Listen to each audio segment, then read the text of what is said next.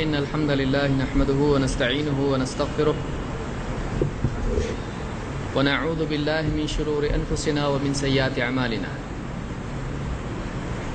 من يهده الله فلا مضل له ومن يضلل فلا هادي له وأشهد أن لا إله إلا الله وحده لا شريك له وأشهد أن محمدا عبده ورسوله أما بعد فإن خير الحديث كتاب الله وخير الهدي هدي محمد صلى الله عليه وسلم وشر الأمور محدثاتها وكل محدثة بدعة وكل بدعة ضلالة وكل ضلالة في النار. قال سبحانه وتعالى ولله على الناس حج البيت من استطاع إليه سبيلا ومن كفر فإن الله غني عن العالمين. جیسا کہ ہم سب جانتے ہیں کہ حج کا موسم قریب ہے اور ساری دنیا سے مسلمان اپنے اپنے علاقوں کو چھوڑ کر اللہ کی خاطر اللہ کو راضی کرنے کے لیے اللہ کے گھر میں جمع ہوتے ہیں اور ہر سال حج کی عظیم الشان عبادت ادا کرتے ہیں. یہ ایک ایسی عبادت ہے جو دنیا میں مسلمانوں کے اتحاد کا ایک اظہار ہے اور اسی کے ساتھ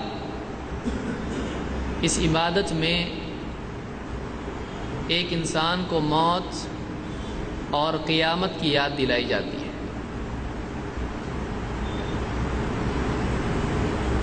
ہر سال دنیا بھر سے مسلمان کالے گورے غریب امیر اور مختلف علاقوں کے رہنے والے سب کے سب ایک مرکزی جگہ پر جمع ہوتے ہیں اور چاہے آدمی کتنا ہی امیر کیوں نہ ہو سب کے سب ایک لباس پہنتے ہیں اور ایک عالمی سطح پر دنیا کی مختلف قومیں اور الگ الگ رنگ و نسل کے لوگ ایک جگہ جمع ہوتے ہیں اور یہ عالمی اجتماع ہوتا ہے مسلمانوں کا اور سب کے اندر ایک احساس کہ ہم سب ایک امت ہیں. چاہے ہم کسی اور ملک کے رہنے والے ہوں الگ الگ ممالک کے رہنے والے ہوں چاہے رنگ کے اعتبار سے ہم ایک دوسرے سے الگ ہوں زبانوں کے اعتبار سے الگ ہوں مالی اعتبار سے ہر ایک کا لیول اور سٹیٹس ہر ایک کا مرتبہ الگ ہو علمی اعتبار سے الگ الگ ہو لیکن اس کے باوجود سارے مسلمان ایک جگہ جمع ہوتے ہیں اللہ کے گھر میں جمع ہوتے ہیں اور ساری دنیا کو اس بات کا سبق دیتے ہیں کہ ہم سب ایک امت ہیں چاہے ہم میں کتنی فرق کیوں نہ ہو.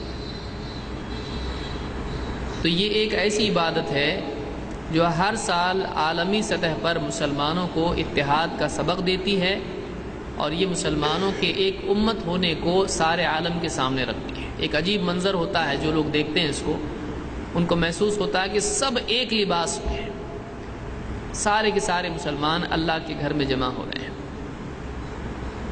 اور اسی کے ساتھ ساتھ یہ عبادت مسلمانوں کو حشر کا میدان یاد دلاتی ہے.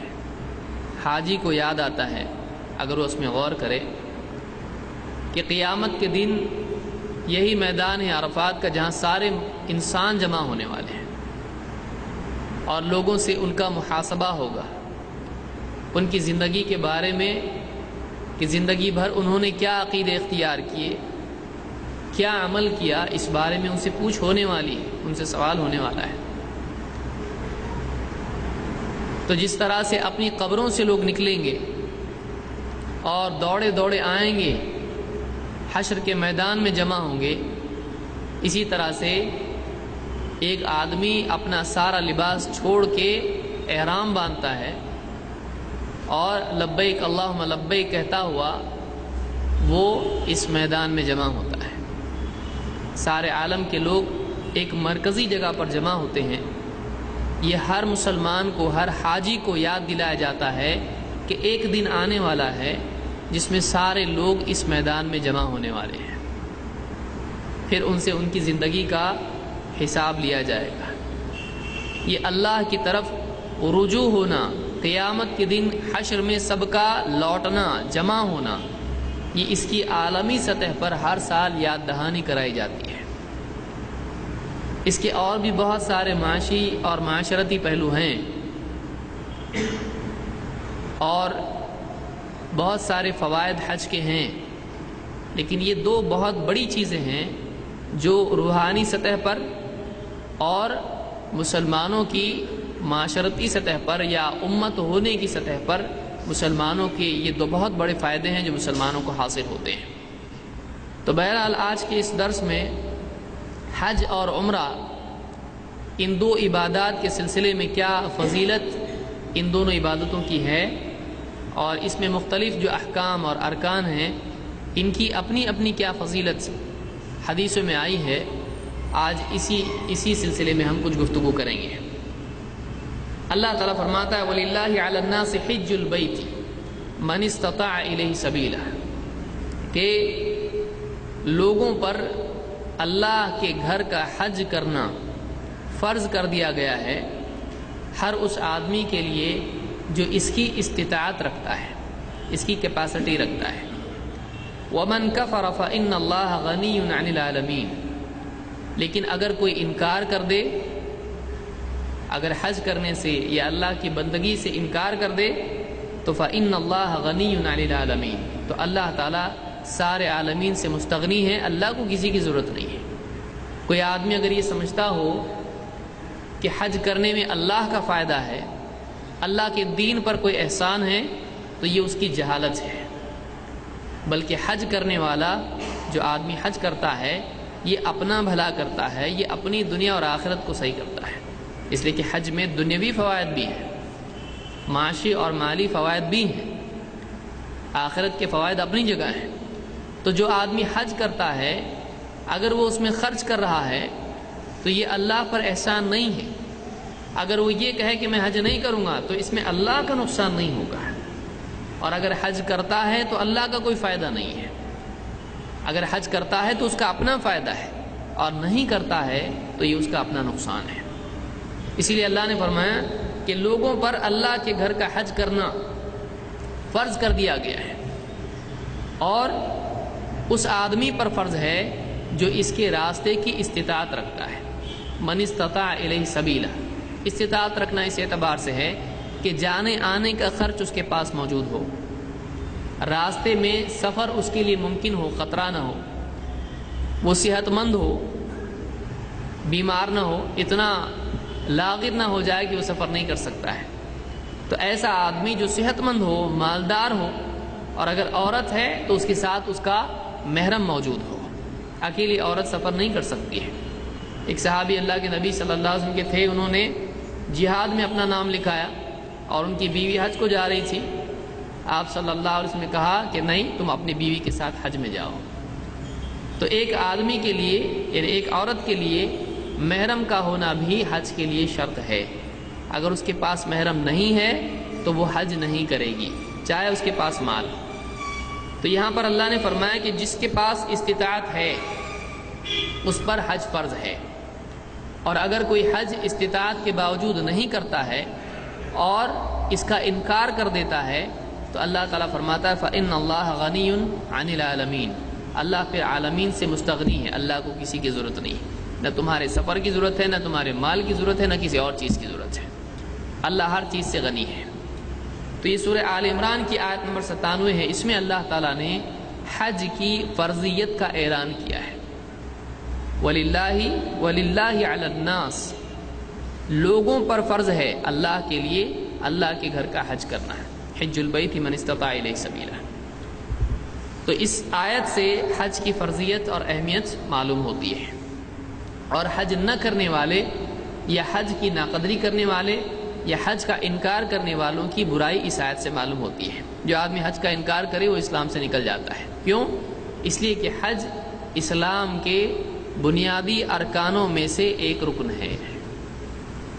اللہ کے نبی صلی اللہ علیہ وسلم ایک حدیث میں فرماتے ہیں بنی الاسلام علی خمس، اسلام کی بنیاد 5 چیزوں پر رکھی گئی ہے۔ بنی الاسلام علی خمس، شہادت اللہ الہ الا اللہ وان محمد رسول اللہ، اس بات کی گواہی دینا کہ اللہ کے سوا کوئی عبادت کے لائق نہیں اور محمد صلی اللہ علیہ وسلم اللہ کے رسول ہیں، وَإِقَامِ الصَّلَاةِ وَإِيتَاءِ الزَّكَاةِ وَالْحَجِّ وَصَوْمِ رمضان، اور اسی کے ساتھ نماز قائم کرنا، زکوٰۃ ادا کرنا، حج کرنا اور رمضان کے روزے رکھنا۔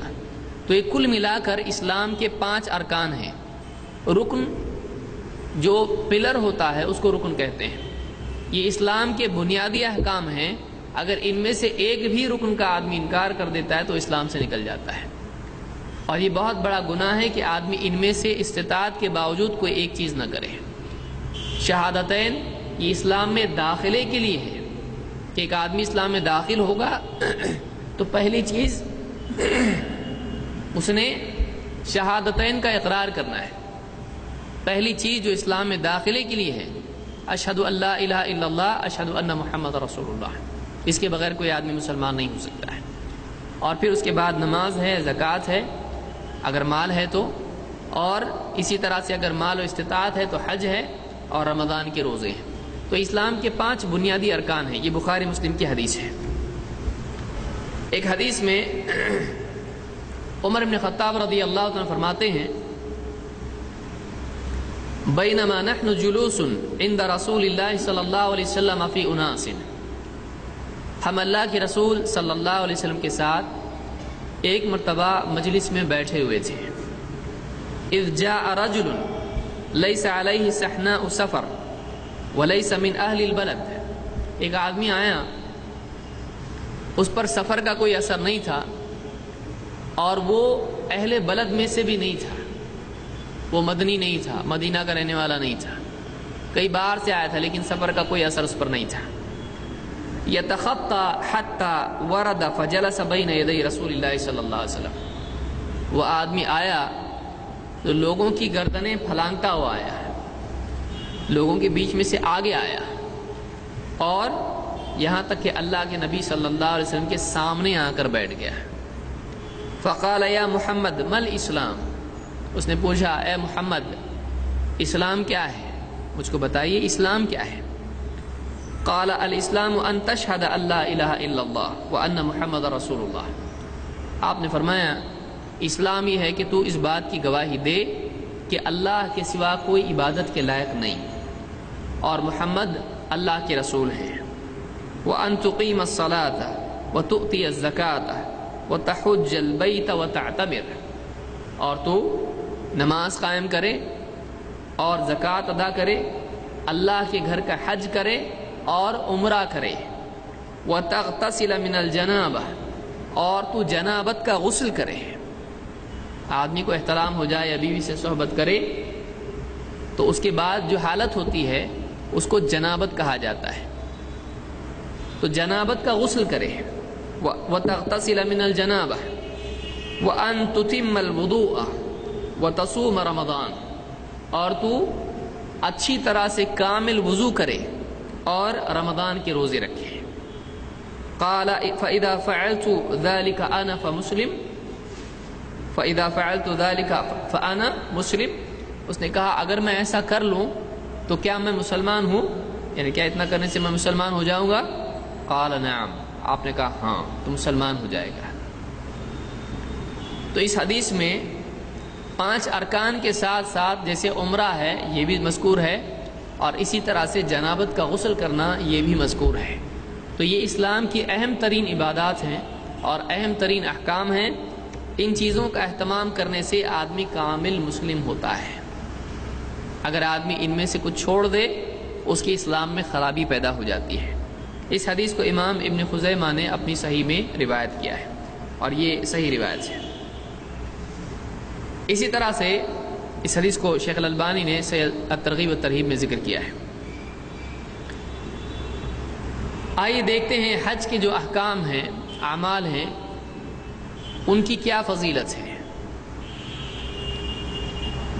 حج کے اعمال میں سے ایک بہت بڑا فائدہ یہ بھی ہے کہ آدمی کے بہت سارے احکام میں آدمی کے گناہ مٹا دیے جاتے ہیں۔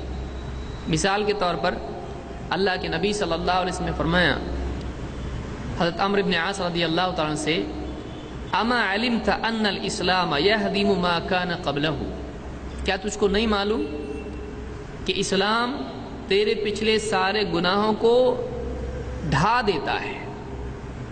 تیرے پچھلے جتنے گناہ ہوئے ہیں اسلام سے پہلے، جب ایک آدمی اسلام قبول کرتا ہے تو اسلام سے پہلے اس نے بلا شبہ بہت سارے گناہ کیے ہوں گے، ان سارے گناہوں کا کفارہ اسلام بن جاتا ہے۔ اسلام اس کے لیے توبہ کا بدل بن جاتا ہے، بلکہ خود اسلام اس کے لیے رجوع اور توبہ ہو جاتا ہے۔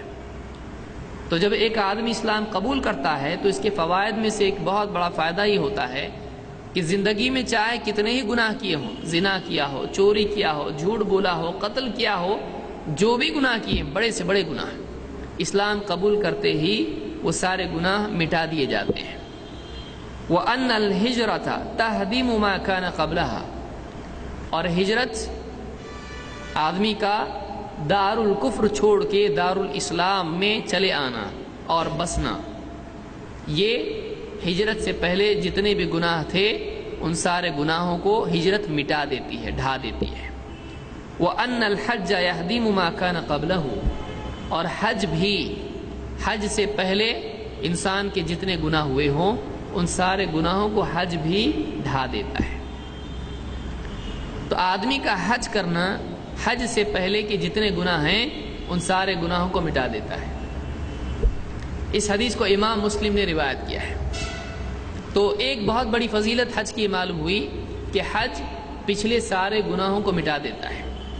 ایک حدیث میں جس کو امام البخاری نے روایت کیا ہے، اللہ کے نبی صلی اللہ علیہ وسلم فرماتے ہیں، من حج للہ فلم یرفث ولم یفسق، جو آدمی اللہ کے لیے حج کرے اور حج میں کوئی فلم یرفث ولم یفسق، کوئی بے حیائی کا کام نہ کرے اور کوئی گناہ نہ کرے، رجع کا یوم ولدتہ امہ، وہ ایسے حال میں حج سے لوٹتا ہے کہ گویا آج وہ دن ہے جس دن اس کی ماں نے اس کو پیدا کیا تھا۔ یعنی حج سے لوٹتا ہے تو اس حال میں لوٹتا ہے کہ اس کا حال ایسا ہوتا ہے جیسا اس دن تھا جس دن اس کی ماں نے اس کو جنم دیا تھا۔ یعنی حج سے لوٹتا ہے تو ایسا ہوتا ہے جیسے اس دن گناہ کا حال تھا جب وہ ماں کے پیٹ سے پیدا ہوا تھا۔ اسلامی عقیدہ کیا ہے؟ اسلامی عقیدہ یہ ہے کہ ہر انسان جو پیدا ہوتا ہے وہ فطرت پر پیدا ہوتا ہے، اس پر کوئی گناہ نہیں ہوتا ہے۔ یہ عیسائیت ہے کہ عیسائیوں کا عقیدہ یہ ہے کہ جب بچہ پیدا ہوتا ہے تو وہ گناہگار ہوتا ہے۔ آدم علیہ السلام نے جو پھل کھایا تھا ان کے نزدیک اس گناہ کا اثر ہر انسان پر ہوتا ہے، اور ان کی اولاد میں جو بھی انسان پیدا ہوتا ہے اس پر وہ گناہ ہوتا ہے۔ اسلام میں عقیدہ نہیں ہے۔ اسلام میں یہ ہے کہ آدم علیہ السلام سے جو بھول ہوئی تھی انہوں نے توبہ کر لی، اللہ تعالیٰ نے توبہ قبول کر دی، بلکہ ان کو نبی بنایا، اور ان کی اولاد پر اس خطا کا، اس بھول کا کوئی اثر نہیں ہوتا ہے۔ تو یہاں پر جس دن انسان پیدا ہوتا ہے جتنا وہ معصوم ہوتا ہے، بے گناہ ہوتا ہے، پاک صاف ہوتا ہے گناہوں سے، حج سے جب آدمی لوٹتا ہے تو صغیرہ کبیرہ سارے گناہ اس کے دھل جاتے ہیں، سارے گناہ اس کے معاف ہو جاتے ہیں، وہ گناہوں سے ایک دم پاک ہوتا ہے۔ ہاں، حقوق اس پر اگر باقی ہیں، رشتہ داروں کے، گھر والوں کے جو حق اس پر ہیں، قرض وغیرہ جو اس پر ہیں، ذمہ داریاں جو اس پر باقی ہیں، وہ ادا کرنی پڑے گی۔ یہ نہیں کہ آدمی چوری کر کے یہاں سے جائے اور لوگوں کو ڈبو کر جائے، غبن کرے، خیانت کرے اور کہے چلو ایک حج مار لیں گے، سارا مسئلہ صاف، سارے گناہ معاف۔ تو ایسا نہیں ہو سکتا کہ ہر سال جو ہے سال بھر کا کوٹا جمع کرے اور ایک حج کر کے واپس لوٹے۔ اگر بندوں کے حقوق میں سے کچھ اس پر باقی ہیں وہ حق معاف نہیں ہوتا ہے. ہاں قاعدہ توڑا ہے اس کا جو گناہ ہے وہ گناہ اللہ معاف کر دیتا ہے، لیکن حق باقی رہے گا، اس کو جو لوٹانا ہے وہ باقی رہے گا اس کے اوپر. جب تک کہ بندہ اپنی طرف سے اپنا حق معاف نہ کرے وہ معاف نہیں ہوتا ہے. تو ایک فضیلت یہ بھی ہے کہ حج سے لوٹنے پر آدمی سارے گناہوں سے پاک ہو کے لوٹتا ہے.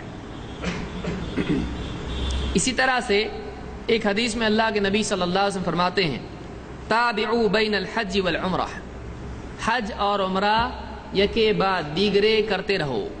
تابعوا کا مطلب ہوتا ہے ایک ہو گیا دوسرا کرو، دوسرا ہو گیا تیسرا کرو. بعض لوگ اس پر اعتراض کرتے ہیں کہ ایک سے زیادہ حج کرنے والا اچھا نہیں ہے، اس نے غریبوں کی شادی کرنا چاہیے، اس نے یہ کرنا چاہیے. دوسری نیکیاں اپنی جگہ ہیں، لیکن اگر ایک آدمی مالدار ہے اور وہ غریبوں کی مدد بھی کر سکتا ہے اور حج بھی کر سکتا ہے، عمرہ بھی کر سکتا ہے، تو فرض ادا کرنے کے بعد نفل ادا کرنے میں کوئی برائی نہیں ہے. جیسے بعض لوگ اس کو برا سمجھتے ہیں کہ ایک آدمی بہت سارے حج کرے، بہت سارے عمرہ کرے، کوئی برائی اس میں نہیں ہے. ہاں یہ بہتر ہے کہ اس کے سامنے اگر فقراء ہیں، مساکین ہیں جو پریشان حال ہیں، تو وہ ان کو چھوڑ کے حج اور عمرہ کرتا رہے، تو یہ مناسب بات نہیں ہے. بہتر اس کے لیے یہ ہے کہ اگر واقعی بہت ضرورت مند ہیں تو ان کی ضرورت پوری کریں. لیکن بہت سارے لوگ مکہ میں رہتے ہیں، ان کے لیے کوئی خرچ حج کا نہیں ہے، تو وہ کیا کریں؟ وہ بار بار حج اور عمرہ کریں. اس میں کوئی برائی نہیں بلکہ بہت بڑی نیکی ہے. اگر آسانی سے آدمی حج اور عمرہ کر سکتا ہے، اس کے لیے کوئی پریشانی نہیں ہے، تو بار بار حج اور عمرہ کرنا یہ بہت عمدہ نیکی ہے. آپ صلی اللہ علیہ وسلم فرماتے ہیں تابعوا بین الحج والعمرہ، ایک کے بعد ایک حج اور عمرہ کرتے رہا کرو. فإنہما ینفیان الذنوب کما ینفی الکیر خبث الحدید، اس لیے کہ بار بار حج اور عمرہ کرنا یا حج اور عمرہ کرنا یہ آدمی کے گناہوں کو اس طرح سے پاک اور دھو دیتا ہے، صاف کر دیتا ہے، جیسے لوہے کے اندر جو گندگی ہوتی ہے، میٹل میں جو خباثت ہوتی ہے، اس کو بھٹی پاک صاف کر دیتی ہے. لوہا بھٹی میں ڈال دے تو کیا ہوتا ہے؟ اس کا میل سب نکل جاتا ہے. اسی طرح سے حج اور عمرہ کرنے والے کا میل کچیل اور ساری گندگی دھل جاتی ہے. تو اس حدیث سے معلوم ہوتا ہے، یہ نسائی کی روایت ہے اور صحیح روایت ہے، اس سے معلوم ہوتا ہے کہ حج اور عمرے سے آدمی گناہوں سے پاک ہو جاتا ہے. اسی طرح سے ایک حدیث میں آپ نے فرمایا فَإِنَّهُمَا يَنْفِيَانِ الْفَقْرَ وَالذُّنُوبَ، نہ صرف گناہ بلکہ حج اور عمرہ سے انسان کی غربت اور فقیری بھی دور ہوتی ہے. آدمی سوچے گا اتنا خرچہ کر کے جا رہا ہے، میں تو غریب ہو جاؤں گا آنے کے بعد. لیکن یہاں پر حدیث میں کیا آیا ہے کہ حج اور عمرہ آدمی کے فقر اور گناہ دونوں کو مٹاتا ہے. تو ایسا نہیں ہے کہ آدمی غریب ہو جائے گا حج کے بعد، اللہ تعالیٰ اس کے مال میں برکت عطا فرماتا ہے، اس کے فقر کو دور کرتا ہے.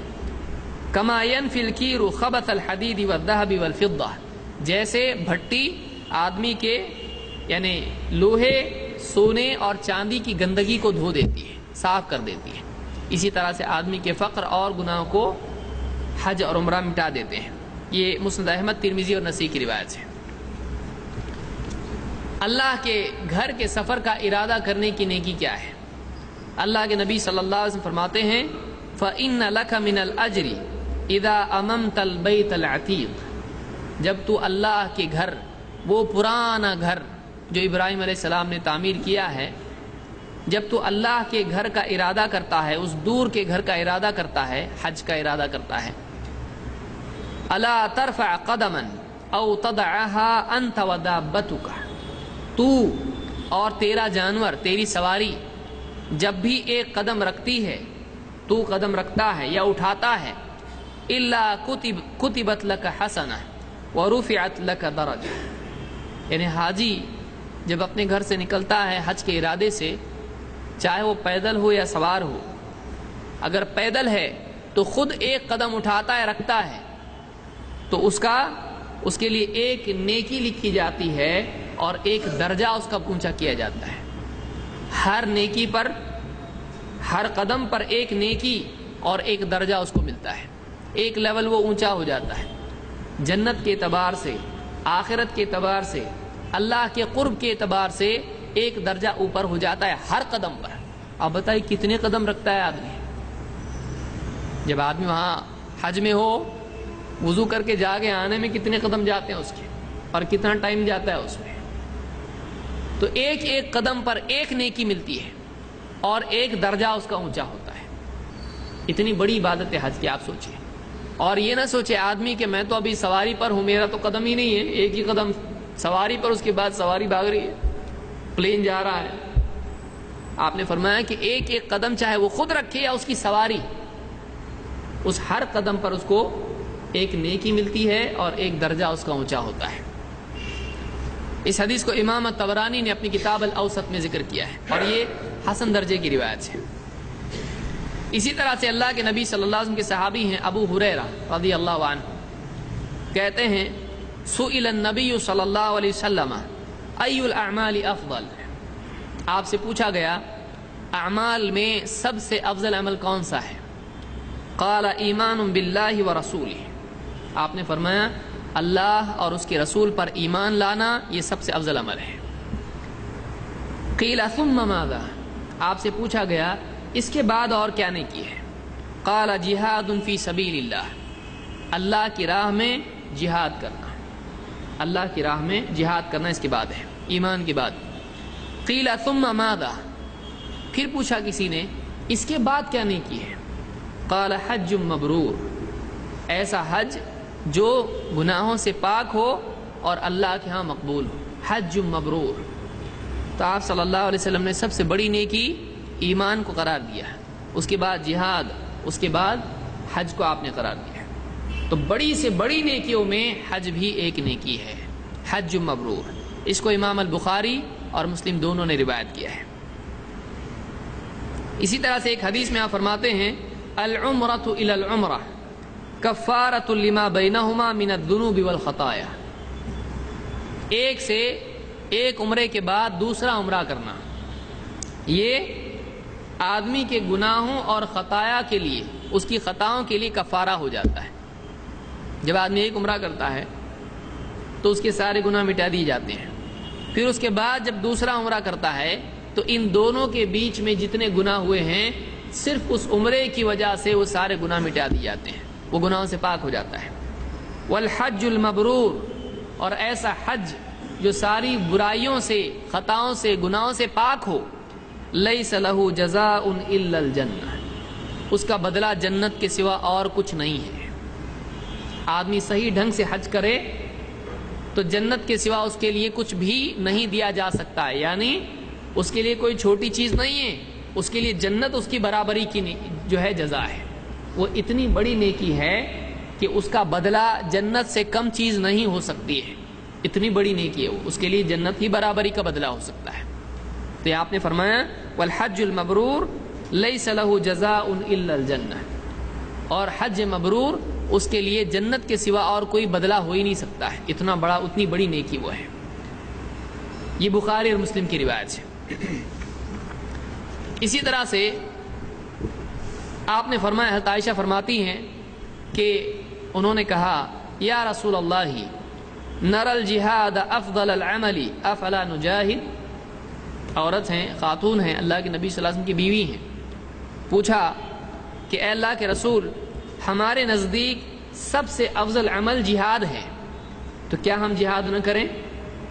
کیا ہم جہاد نہ کریں؟ عورت نے پوچھا۔ قال لا، آپ نے کہا نہیں، لیکن افضل الجہاد حج مبرور، لیکن سب سے افضل جہاد اگر کوئی ہے تو وہ حج مبرور ہے، صحیح سالم حج، عمدہ طریقے سے کیا ہوا حج۔ تو سب سے بڑا جہاد کیا ہے؟ حج مبرور ہے۔ یہ بخاری کی روایت ہے۔ حضرت عائشہ فرماتی ہیں قلت یا رسول اللہ علی النساء جہاد، اے اللہ کے رسول کیا عورتوں پر جہاد ہے؟ قال نعم علیہن جہاد لا قتال فیہ الحج والعمرہ، آپ نے فرمایا ہاں عورتوں پر جہاد ہے، لیکن ایسا جہاد ہے جس میں کوئی قتال نہیں ہے، جس میں جنگ نہیں ہے، جس میں کسی کو قتل نہیں کرنا ہے۔ الحج والعمرہ، آپ نے کہا وہ کیا ہے؟ حج اور عمرہ کرنا، یہ جہاد ہے جو عورتوں پر فرض ہے۔ تو تو معلوم ہوا جہاد صرف جنگ کا نام نہیں ہے. بہت سارے لوگ جہاد کہتے ہی بولنے والا بھی ڈرتا ہے، سننے والا بھی ڈرتا ہے. یہ لفظ ہی نکال دو اسلام کی ڈکشنری سے. آج ایسا دور آ گیا ہے کہ جہاد بولنے کو بھی آدمی ادھر ادھر دیکھتا، پہلے کوئی پکڑنے والا تو نہیں ہو، اس کو اٹھا کے گاڑی میں ڈال کے لے تو نہیں جا رہا ہے کوئی. جہاد کوئی بری چیز نہیں ہے. جہاد لوگوں کی جان کا دشمن ہونا نہیں ہے. جہاد کا مطلب ہے دین کی حفاظت کے لیے کوشش کرنا، کبھی مال سے، کبھی زبان سے، کبھی خود اپنی ذات سے، کبھی جان سے، کبھی جنگ سے، کبھی تلوار سے، کبھی قلم سے. تو دین کی حفاظت کے لیے جیسی ضرورت ہے ویسی کوشش کرنے کا نام جہاد ہے. تو جہاد میں جنگ آتا ہے، ایسا نہیں کہ جہاد میں جنگ نہیں آتا ہے، لیکن جہاد صرف لڑنے کا نام نہیں ہے. جہاں جیسی ضرورت ہے وہاں ویسا کام کرنے کا نام جہاد ہے. ہاں، لوگوں کے لیے بم دھماکے کرنا یہاں وہاں جا کے اپنی مرضی سے، اس کا نام جہاد نہیں ہے، یہ حرام ہے. تو یہاں پر آپ صلی اللہ علیہ وسلم نے عورتوں کے لیے کہا کہ عورتوں پر جو جہاد فرض ہے وہ کون سا ہے؟ حج اور عمرہ ہے. یہ ان کے لیے حج اور عمرہ ان کے لیے جہاد ہے. اس کو ابن ماجہ نے روایت کیا ہے. البتہ عمرہ فرض نہیں ہے. عمرہ شروع کر دیا جائے تو فرض ہو جاتا ہے. اللہ تعالیٰ نے یہاں پر عمرے کے لیے اتمام کو واجب قرار دیا ہے. آدمی کے لیے عمرہ واجب نہیں ہے، عمرہ فرض نہیں ہے. ہاں، لیکن عمرہ شروع کر دے ادھورا نہیں چھوڑ سکتا ہے، اس کو پورا کرنا پڑے گا، پھر واجب ہو جاتا ہے. تو اس حدیث سے معلوم ہوا کہ عورتوں پر بھی جہاد ہے، لیکن وہ کیا ہے؟ حج و عمرہ ہے. اسی طرح سے آپ نے فرمایا جہاد الکبیر والضعیف والمرأة الحج والعمرہ، کہ بوڑھا یا کمزور یا عورت، ان لوگوں کا جہاد حج اور عمرہ کرنا ہے.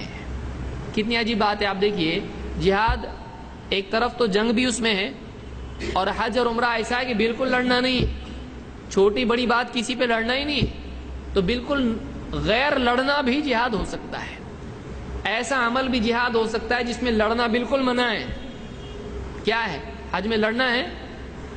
حج میں بالکل لڑنا نہیں ہے، لیکن وہ بھی کس میں آ سکتا ہے؟ جہاد. اتنی عجیب بات ہے. ایک دم نان وائلنس ایکٹیویٹی بھی جہاد ہو سکتی ہے. تو جہاد کا مطلب صرف لڑنا نہیں ہوتا ہے، اپنے آپ کو کنٹرول کرنا اور اسٹرگل کرنا کسی اچھے کاز میں، یہ جہاد کا لٹرل میننگ ہے. جہاد الکبیر والضعیف والمرأة الحج والعمرہ، کہ بوڑھے، کمزور اور عورت کا جہاد حج اور عمرہ ہے. اس کو امام النسائی نے روایت کیا ہے. اسی طرح سے حج کو جانے والے یا عمرہ کو جانے والے ان لوگوں کی فضیلت کیا ہے؟ اللہ کے رسول صلی اللہ علیہ وسلم فرماتے ہیں الغازی فی سبیل اللہ عز وجل والحاج والمعتمر وفد اللہ، کہ اللہ کی راہ میں جنگ میں جانے والا غازی، جنگ میں جانے والا ہے، والحاج والمعتمر، حج کرنے والا اور عمرہ کرنے والا، یہ جو لوگ ہیں یہ کیا ہیں؟ وفد اللہ، اللہ کی جماعت ہے، اللہ کا وفد ہے. ایسی جماعت ہے جن کو اللہ نے چنا ہے. دعاہم فاجابوا، اللہ نے ان کو پکارا، ان کو بلایا تو انہوں نے اللہ کی پکار پر لبیک کہا، اس کو قبول کیا. وسألوہ فاعطاہم، اور جب وہ اللہ سے مانگتے ہیں تو اللہ ان کو عطا کرتا ہے. یعنی یہ جو لوگ حج کے لیے جاتے ہیں یا عمرہ کے لیے جاتے ہیں تو یہ اللہ کا خصوصی گروہ ہیں، اللہ کی جماعت ہے، اللہ کے چنے ہوئے لوگ ہیں. ان کی فضیلت کیا ہے؟ ان کی وجہ کیا ہے؟ اللہ نے ان کو بلایا تو یہ گئے. تو اب اللہ پر ضروری ہے، اللہ نے اپنے لیے طے کیا ہے کہ جب یہ اللہ سے مانگیں گے تو اللہ ان کو ضرور دے گا. تو معلوم ہوا کہ حاجی اور معتمر، حج اور عمرہ کرنے والے کی دعا ضرور قبول ہوتی ہے. اللہ نے اپنے اوپر لازم کیا ہے کہ جب یہ اللہ سے کچھ مانگیں گے تو اللہ ضرور ان کو دے گا. تو اس حدیث سے یہ فضیلت معلوم ہوتی ہے کہ حاجی اور عمرہ کرنے والے کی دعا قبول ہوتی ہے. یہ ابن ماجہ اور ابن حبان کی روایت ہے. اسی طرح سے نسائی اور حاکم نے بھی اسی معنی میں روایت نقل کی ہے. حج کے موسم میں ذوالحجہ کے جو پہلے 10 دن ہوتے ہیں، 1 سے لے کر 10 تک، اس کی کیا فضیلت ہے؟ اللہ کے نبی صلی اللہ علیہ وسلم فرماتے ہیں افضل ایام الدنیا ایام العشر، دنیا کے جو دن ہوتے ہیں، سال بھر میں جو دن ہوتے ہیں، ان میں سب سے افضل دن ایام العشر ہیں۔ ایام العشر کون سے ہیں؟ ولیال عشر، یہ حج کے پہلے 10 دن ہوتے ہیں، حج کے موسم کے، ذوالحجہ کی 1 تاریخ سے لے کر 10 تک، عید تک، یہ 10 دن ایام العشر کہلاتے ہیں۔ یہ سارے ایام میں سب سے افضل دن ہے، سب سے بہترین دن اگر ہیں تو یہ 10 دن ہیں نیکی کے اعتبار سے۔ اس کو امام البزار نے روایت کیا ہے، یہ صحیح روایت ہے۔ دارمی کے الفاظ ہیں مل عمل فی ایام افضل من العمل فی عشر ذی الحجہ۔ آپ فرماتے ہیں کہ سارے دنوں میں کی ہوئی نیکیاں، عمل، کوئی عمل اتنا افضل نہیں ہوتا ہے جتنا ذوالحجہ کے 10 دنوں میں کیا ہوا عمل ہوتا ہے۔ معلوم ہوا کہ ان 10 دنوں میں نیکی کی قدر، اس کی قیمت بڑھ جاتی ہے۔ اگر آپ عام دنوں میں آپ نماز پڑھ رہے ہیں، عام دنوں میں ذکر کر رہے ہیں، عام دنوں میں تلاوت کر رہے ہیں، عام دنوں میں روزہ رکھ رہے ہیں، اس کی اپنی اہمیت ہے، لیکن یہ ساری نیکیاں اگر ایام العشر میں کی جائیں، 1 ذی الحجہ سے لے کر 10 تک، 10ویں کو روزہ نہیں رکھنا ہے، ان دنوں میں نیکیاں کی جائیں، یہ زیادہ افضل ہوتی ہیں، اس کا بھاؤ بڑھ جاتا ہے، جس کو ہم کہیں گے اس کی قیمت بڑھ جاتی ہے۔ تو خاص طور سے ان دنوں میں جتنی نیکی ہو سکے آدمی کو کرنا چاہیے۔ فضولیات میں آدمی کو بکرے ڈھونڈنے میں جو آدمی کھو جاتا، 2 سینگ کا بکرا چاہیے کہ 1 سینگ کا چاہیے، ہائٹ میرے اتنی ہونا چاہیے، میرے سے زیادہ ہونا چاہیے، یہ فخر والی چیزوں میں آدمی کو نہیں مبتلا ہونا چاہیے۔ بہت سارے لوگ بڑے بکرے کیوں ڈھونڈتے ہیں؟ شیطان کا بکرا بننے کے لیے، تاکہ میرا نام ہو جائے، پورا وقت اس میں آدمی صرف کر دیتا ہے۔ یہ کوئی برائی نہیں ہے، لیکن آدمی سارا ٹائم روز جا رہا بازار میں، یہ بکرا پسند نہیں آ رہا، وہ پسند نہیں آ رہا، نہیں تھوڑا ایسا ہونا چاہیے، اپنے حساب سے ہونا چاہیے، میرے جیسا بکرا ہونا چاہیے۔ تو آدمی اپنا وقت صرف اس میں ضائع نہ کرے۔ اچھا جانور ہے، اس کی حیثیت کے مطابق ہے، لے آئے، فخر کے لیے جانور نہیں چنے۔ بہت سارے لوگ کیا ہوتے ہیں، ایسا بکرا ہونا چاہیے کہ لوگ 10 سال تک یاد کرنا چاہیے، ان کا بکرا کیا بکرا تھا۔ تو یہ جو ہے، یہ عمل اللہ کے ہاں قبول بھی نہیں ہوتا ہے۔ جو نام اور شہرت کے لیے کی جائے نیکی، چاہے آدمی پوری دنیا لٹا دے اس کے اوپر، اللہ کے نزدیک وہ کچرے سے بے قیمت ہے، کچرے سے بھی زیادہ بے قیمت ہے، آخرت میں کچھ نہیں ملے گا اس میں۔ ہاں اچھے سے اچھا جانور آدمی لائے، لیکن اللہ کے لیے، اللہ کی رضا کے لیے، کہ تاکہ زیادہ گوشت اس کا بنے، زیادہ لوگ اس کو کھائیں، زیادہ لوگوں تک وہ پہنچے، عمدہ گوشت ہو، لوگوں کو اچھا لگے وہ گوشت، لیکن نام کے لیے نہیں کرنا چاہیے، اور وقت ضائع نہیں کرنا چاہیے، وقت اس میں ضائع نہیں کرنا چاہیے۔ مل عمل فی ایام افضل من العمل فی عشر ذی الحجہ، ذی الحجہ کے 10 دنوں میں کی ہوئی نیکی سے بڑھ کر کوئی نیکی نہیں ہے، اس میں بہت زیادہ عمدہ نیکی ہوتی ہے آدمی کی۔ یہ سنن الدارمی میں روایت ہے، بخاری میں بھی اسی معنی میں روایت آئی ہے، مل عمل فی ایام افضل منها فی هذه، یہ بخاری کی روایت ہے۔ اسی طرح سے آپ فرماتے ہیں اعظم الایام عند اللہ یوم النحر ثم یوم القر، یہ احمد اور ابو داؤد اور حاکم کی روایت ہے۔ آپ نے فرمایا کہ سارے دنوں میں اللہ کے نزدیک سب سے افضل دن، سارے دنوں میں سب سے افضل دن کون سا ہے؟ آپ نے فرمایا یوم النحر ثم یوم القر۔ یوم النحر کون سا ہے؟ قربانی کا دن، سب سے افضل دن ہے، اس لیے بہتر یہ ہے کہ آدمی اسی دن قربانی کرے، افضل دن یہی ہے، کیونکہ آپ صلی اللہ علیہ وسلم کی قربانی کس دن ہوتی تھی؟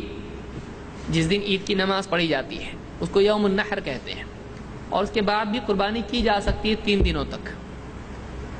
بعض علماء 2 کے قائل ہیں، لیکن جو حدیث آئی ہے وہ 3 دنوں تک کی آئی ہے۔ تو بہرحال تو اس کے بعد یوم القر وہ ہوتا ہے جو عید کے بعد کا دن ہوتا ہے، جس میں لوگ آرام کرتے ہیں، جس میں لوگ تھکے ہوئے ہوتے ہیں سارے حج کے اعمال سے۔ تو سب سے افضل دن کون سا ہے؟ جو عید کا دن ہوتا ہے، اور اس کے بعد پھر وہ دن جس کو ایام التشریق کہتے ہیں، جو بعد کے 3 دن ہوتے ہیں، یہ بھی دنوں کے اعتبار سے افضل دن ہے، اور یہ کھانے پینے کے دن ہے، ان میں روزہ رکھنا جائز نہیں ہے۔ یہ مسند احمد، ابو داؤد اور حاکم کی روایت ہے۔ اسی طرح سے تلبیہ، لبیک اللہم لبیک، لبیک لا شریک لک، یہ جو کہتے ہیں، اس کی فضیلت کیا ہے؟ اللہ کے رسول صلی اللہ علیہ وسلم فرماتے ہیں ما من مسلم یلبی الا لبا ما عن یمینہ و شمالہ، جو بھی مسلمان حج کے لیے جاتا ہے اور وہ لبیک کہتا ہے تو اس کے دائیں اور بائیں جتنی چیزیں ہیں سب لبیک کہنا شروع کر دیتی ہیں.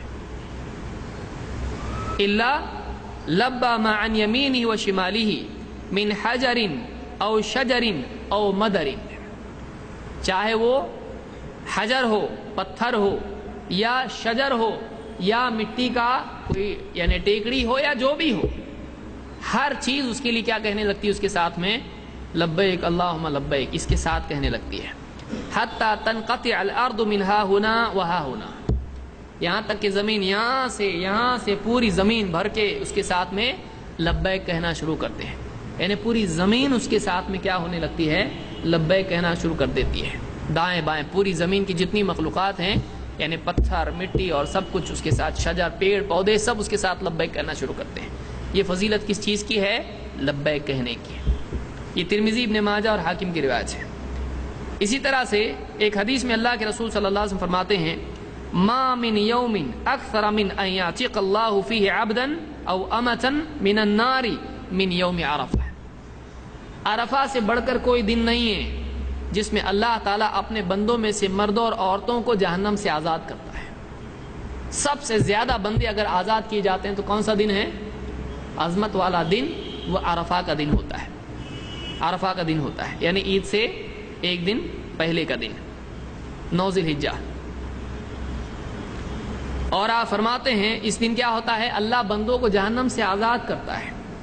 وَإِنَّهُ لَيَدْنُ ثُمَّ يُبَاهِي بِهِمُ الْمَلَائِكَةُ، اور خصوصیت اس دن کی یہ ہے کہ سال بھر میں روزانہ رات کو تیسرا حصہ ہوتا ہے جس دن اللہ تعالیٰ آسمان دنیا پر نزول کرتا ہے، اور یہ ایک دن ہوتا ہے عرفہ کا. اس میں اللہ تعالیٰ بندوں سے دنو کرتا ہے، نیچے کی طرف قرب اختیار کرتا ہے.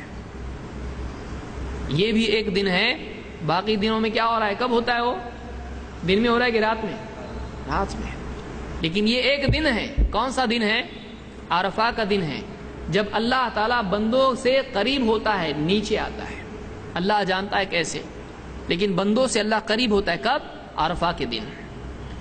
اور یباہی بہم الملائکہ، اور فرشتوں کے مقابلے میں ان بندوں پر فخر کرتا ہے. فرشتوں کے سامنے ان پر فخر کرتا ہے، یہ دیکھو یہ میرے بندے ہیں. فیقول ماذا اراد ہؤلاء، اور ان سے کہتا ہے دیکھو کیا چاہیے ان کو، یعنی اتنا سب چھوڑ چھاڑ کے کیوں آئے؟ یہ کچھ پیسہ مل رہا ہے یہاں پہ؟ کیا مل رہا ہے ان کو؟ کچھ بھی نہیں، صرف اللہ کی رضا کے لیے آئے ہیں. اپنا لباس چھوڑ دیا، اپنا گھر چھوڑ دیا، اور میدان میں آ کے جمع ہیں. یہاں پر دھول مٹی میں اٹے ہوئے ہیں، اتنی تکلیف میں ہیں، لیکن کیوں آئے؟ یہ میری خاطر آئے. اللہ ان پر فخر کرتا ہے، دیکھو میری خاطر سب چھوڑنے والے بندے یہ ہیں، انہوں نے سب کچھ چھوڑا میری خاطر. تو اللہ تعالیٰ ان پر فخر، کسی بندے پر اللہ فخر کرے، میرا بندہ دیکھو یہ بندہ. اور کن کے آگے فخر کر رہا ہے؟ گناہ گاروں کے سامنے.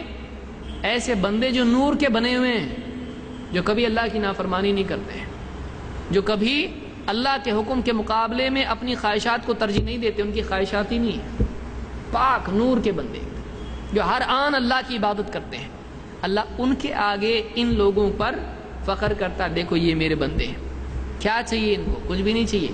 ان کو کیا چاہیے؟ اللہ کی رضا چاہیے. اللہ سے مانگ رہے ہیں، اللہ سے دعا کریں، یہ چاہیے جو مانگ رہے ہیں اللہ سے. تو یہ مسلم کی حدیث ہے جس سے عرفات میں جو لوگ ہوتے ہیں ان کی فضیلت معلوم ہوتی ہے. اسی طرح سے اللہ کے نبی صلی اللہ علیہ وسلم فرماتے ہیں خیر الدعاء یوم عرفہ، سب سے بہترین دعا وہ ہے جو عرفہ کے دن مانگی جائے. سب سے بہترین دعا کون سی ہے؟ جو عرفہ کے دن مانگی جائے. خیر الدعاء یوم عرفہ وخیر ما قلت انا والنبیون من قبلی، اور سب سے بہترین بات وہ ہے جو میں نے اور مجھ سے پہلے نبیوں نے کہی ہے. کیا ہے وہ سب سے بہترین بات؟ لا الہ الا اللہ وحدہ لا شریک لہ لہ الملک ولہ الحمد وہو علی کل شیء قدیر. سب سے بہترین جملہ جو میں نے اور مجھ سے پہلے نبیوں نے کہا ہے، سب سے بہترین ذکر جو میں نے اور مجھ سے پہلے نبیوں نے کیا ہے وہ یہ ہے۔ کیا ہے؟ لا الہ الا اللہ، اللہ کے سوا کوئی عبادت کے لائق نہیں، وحدہ، وہ اکیلا ہے، ربوبیت میں بھی اور عبادت کے اعتبار سے بھی، اپنے اسماء میں بھی، اپنی صفات میں بھی، لا شریک لہ، اس کی کسی چیز میں کوئی اس کا شریک نہیں ہے، لہ الملک ولہ الحمد، ساری بادشاہی اسی کے لیے ہے، سب کچھ اسی کا ہے، وَلَهُ الْحَمْدُ، ساری تعریف کے لائق وہی ہے، وَهُوَ عَلَى كُلِّ شَيْءٍ قَدِيرٌ، اور وہ ہر چیز پر قادر ہے۔ سارے نبیوں نے جو بات کہی ان میں سب سے بہترین جملہ اگر کوئی ہے تو وہ یہ ہے، اس لیے بہت عمدہ ذکر ہے جو آدمی کر سکتا ہے۔ اور آپ نے یہاں پر کیا فرمایا؟ خیر الدعاء یوم عرفہ، سب سے بہترین دعا اگر کی جا سکتی ہے تو وہ عرفہ کے دن ہے۔ حاجی جو دعا کرتے ہیں اللہ کو بہت پسند ہوتی ہے وہ دعا، سب سے بہترین دعا عرفہ کے دن ہے۔ یہاں ہمارے یہاں کیا کرتے ہیں؟ عرفہ کے دن مٹھائی بناتے ہیں، آج عرفہ ہے، عرفہ وہاں ہے، یہاں کہاں سے ہے عرفہ؟ عرفہ ان لوگوں کے لیے ہے، یہاں بھی لوگ جو ہیں عرفہ مناتے ہیں اور عرفہ کے دن کیا کرتے ہیں؟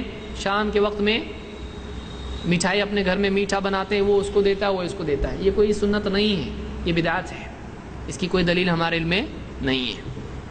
یہ ترمذی کی روایت تھی جو میں نے ذکر کی ہے۔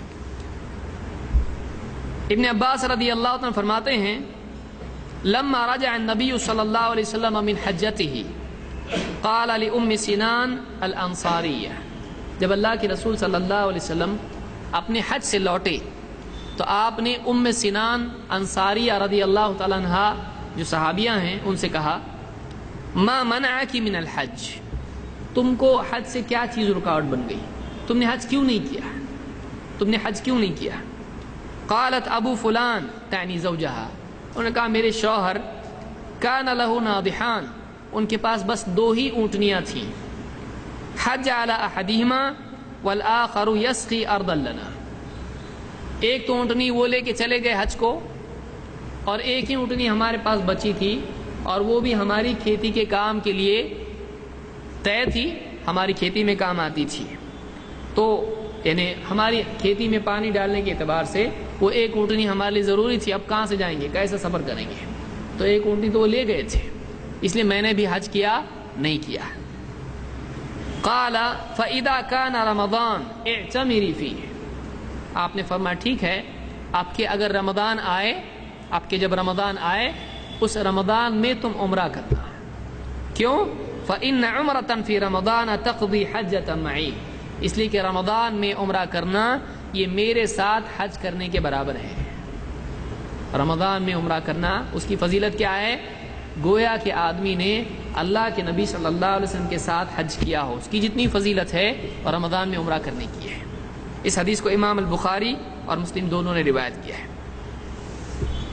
اسی طرح سے حجر اسود جو پتھر کعبہ میں لگا ہوا ہے جس کو حجر اسود کہا جاتا ہے، اس کو چھونا اس کی کیا فضیلت ہے؟ اللہ کے رسول صلی اللہ علیہ وسلم فرماتے ہیں ان مسح الحجر الاسود والرکن الیمانی یحطان الخطایا حطا، آدمی حجر اسود کو صرف چھوتا ہے، رکن یمانی کو چھوتا ہے تو اس چھونے ہی پر اس کی خطائیں ساری کی ساری جھڑ جاتی ہیں۔ حجر اسود کو چھونے سے ہی کیا ہوتا ہے؟ سارے گناہ اس کے جھڑ جاتے ہیں۔ اس کو امام احمد نے روایت کیا ہے۔ اسی طرح سے اس کی مزید فضیلت یہ ہے، آپ فرماتے ہیں واللہ لیبعثنہ اللہ یوم القیامہ، یعنی الحجر، اللہ کی قسم قیامت کے دن اللہ تعالیٰ اس پتھر کو لے آئے گا واپس، اللہ تعالیٰ قیامت میں ہوگا پتھر، لہ عینان یبصر بہما ولسان ینطق بہ، اس کی 2 آنکھیں ہوں گی پتھر کی، حجر اسود کی، جن سے وہ دیکھے گا، اس کی زبان ہوگی جس سے وہ بولے گا۔ اللہ جس کو چاہے آنکھیں دے دے، جس کو چاہے زبان دے دے، ہم کو دی تو اس کو کیوں نہیں دے سکتا ہے؟ تو اس کو اللہ جس مخلوق کو جو چاہے صفت دے دے۔ ہم بات کر رہے ہیں، پتھر کیوں بات نہیں کر سکتا بھی؟ آج ہمارے لیے بات نہیں کر سکتا ہے، اللہ چاہے تو بات، ہم بھی کیا ہیں؟ مٹیریل ہیں، مٹیریل بات کر رہا کہ نہیں کر رہا؟ میٹر ہے، اس کو کیا کریں گے؟ کاربن ہے پورا، ہم کیا ہیں؟ کاربن ہے، پانی ہے اور کچھ کیمیکلز ملے ہوئے ہماری باڈی میں. اسی لیے جب قبر میں ڈال دیتے ہیں تو کہا جاتا ہے سب مٹی کے اندر مکس ہو جاتا ہے پورا. تو یہ جسم پورا مادہ ہے، یہ مٹی ہے. تو مٹی بات کر سکتی تو پتھر کیوں بات نہیں کر سکتا ہے؟ مٹی دیکھ سکتی تو پتھر کیوں نہیں دیکھ سکتا ہے؟ مٹی گواہی دے سکتی تو پتھر کیوں گواہی نہیں دے سکتا ہے؟ اللہ جس میں چاہے شعور اور حیات ڈال دے. آپ فرماتے ہیں لہو عینان یبصر بہما، قیامت کے دن حجر اسود کی 2 آنکھیں ہوں گی جس سے دیکھے گا، ولسان ینطق بہ، اور زبان ہوگی جس سے وہ بولے گا، یشہد علی من استلمہ بحق، اور جس کسی نے حق کے ساتھ اس کو چھوا ہو وہ اس کے حق میں گواہی دے گا.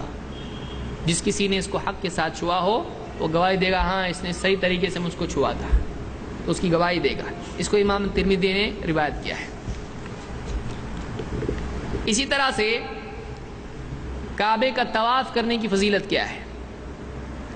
اللہ کے رسول صلی اللہ علیہ وسلم فرماتے ہیں من طاف بالبیت 7، جو اللہ کے گھر کا 7 مرتبہ طواف کرے، چکر لگائے، وصلی رکعتین، اور اس کے بعد 2 رکعتیں پڑھے، کان کعتق رقبۃ، یہ ایسا ہے جیسے آدمی ایک غلام کو آزاد کرتے ہیں. اس کی اتنی فضیلت ہے. ایک آدمی غلامی میں جی رہا تھا، کوئی اس کی مرضی نہیں، آزادی نہیں، کسی کا غلام جی رہا تھا، اس آدمی نے اس غلام کو لے کے آزاد کر دیا. اتنی بڑی فضیلت ہے صرف کس کی؟ ایک آدمی صرف 7 چکر لگائے اور اس کے بعد 2 رکعت نماز پڑھے. تو ایک غلام آزاد ایک انسان کو نئی زندگی دینے کے برابر ہے، اس کو آزادی دینے کے برابر ہے.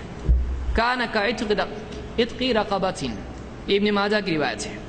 آپ فرماتے من طاف بهذا البیت اسبوعا فاحصاہ، جو برابر گن کے 7 مرتبہ کعبے کا اس گھر کا طواف کرے، کان کعتق رقبۃ، یہ ایسا ہے جیسے ایک غلام کو آزاد کر دے. لا يدع قدما ولا يرفع اخرى، ایک قدم رکھتا ہے ایک اٹھاتا ہے، الا حط اللہ عنہ به خطیئۃ وكتب له بها حسنہ، ایک گناہ اس کا اللہ معاف کرتا ہے اور ایک نیکی اللہ اس کے لیے لکھتا ہے. ہر قدم پر ایک گناہ معاف اور ایک نیکی اس کو ملتی ہے. کیا نیکی لاتا ہوگا حاج ہے، آپ سوچئے.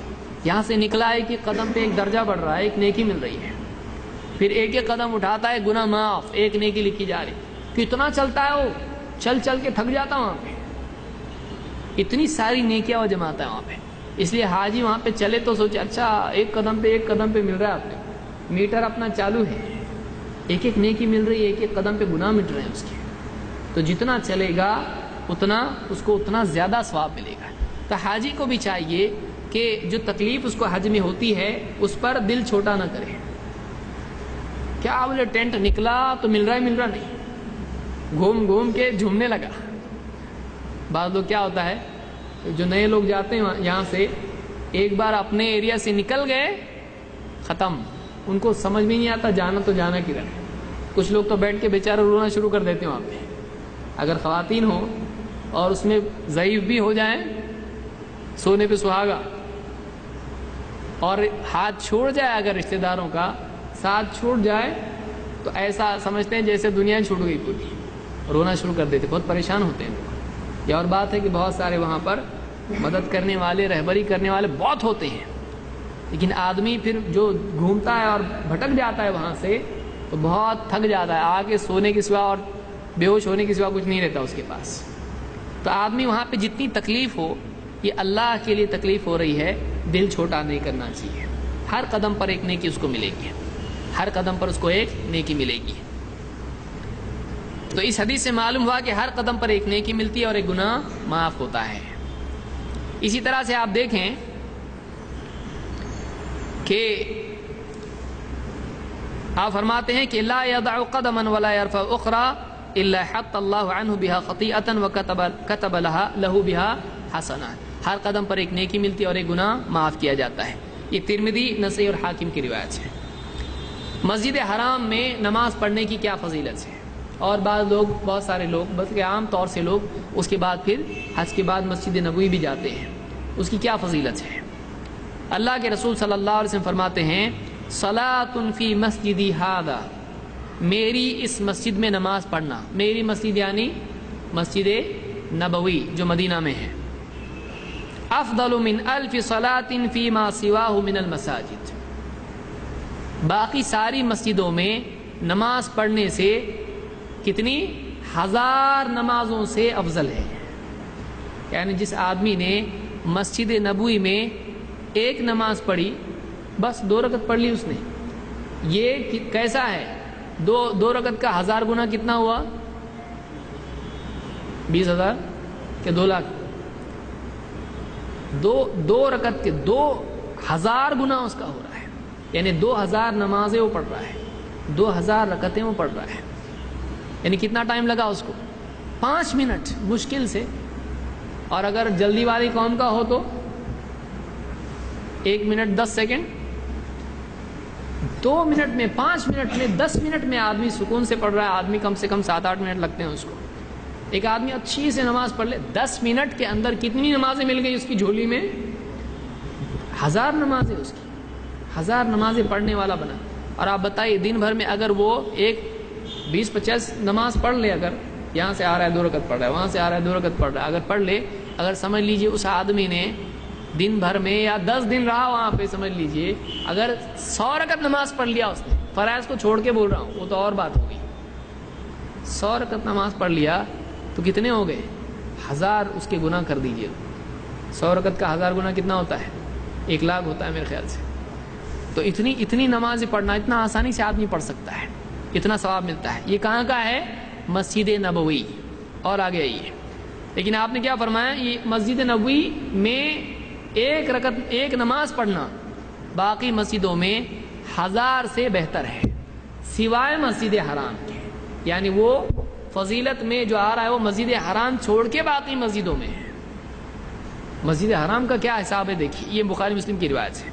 आप फरमाते हैं सलातुन फी मस्जिदी अफदल मिन अल्फि सलातिन फीमा सिवाहु इल्ला अल मस्जिद अल हराम, मेरी मस्जिद में नमाज पढ़ना बाकी मस्जिदों में 1000 नमाजें पढ़ने से बेहतर है, सिवाय मस्जिद हराम के। तो वहाँ क्या है?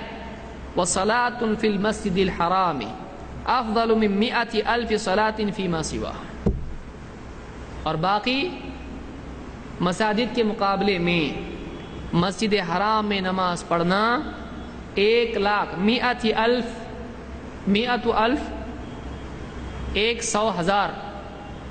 100,000 कितने होते हैं? 1 लाख। अब बताइए अपनी जामा मस्जिद में आदमी पढ़ रहा है 2 रकत या 1 नमाज पकड़िए उसको, तो वहां पर पढ़ रहा है 1 नमाज, और यहाँ कितने? 1 लाख। क्या हो जाएगा इसका? इतना पड़ेगा। 5 मिनट लगते हैं समझ लीजिए आपको 2 रकत पढ़ने के लिए, 1 नमाज के लिए। तो 1 लाख के लिए कितना टाइम लगेगा?